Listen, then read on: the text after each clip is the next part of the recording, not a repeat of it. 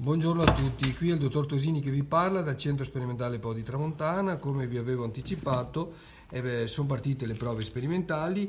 Oggi stiamo assistendo all'inizio della prova varietale di asparago bianco e asparago verde.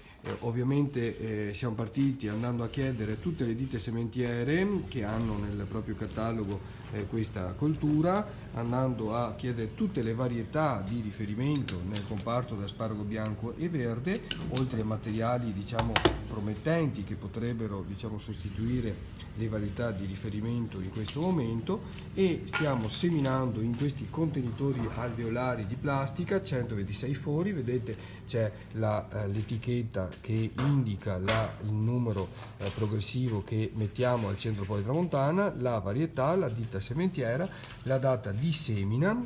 Verranno quindi prodotte queste piantine in questo alveolo, il cui apparato radicale invaderà e si colonizzerà questo spazio. Tra circa 2 mesi la piantina sarà accresciuta in modo ottimale e trapiantata nel terreno. Quindi partiremo direttamente da piantina e non da zampe. In questa maniera le mettiamo direttamente a dimora senza poi scalzarle e ripartire.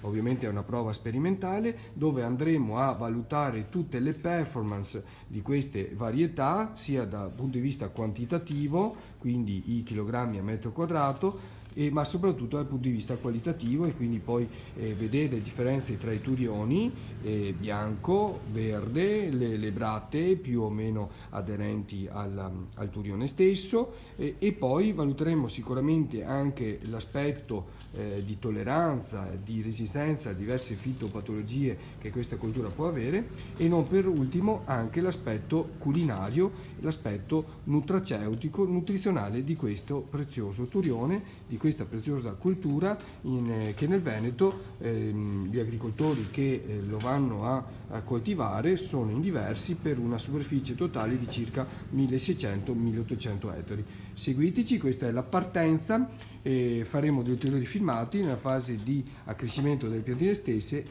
e nella fase di trapianto, per poi tra 2 anni in quella di raccolta.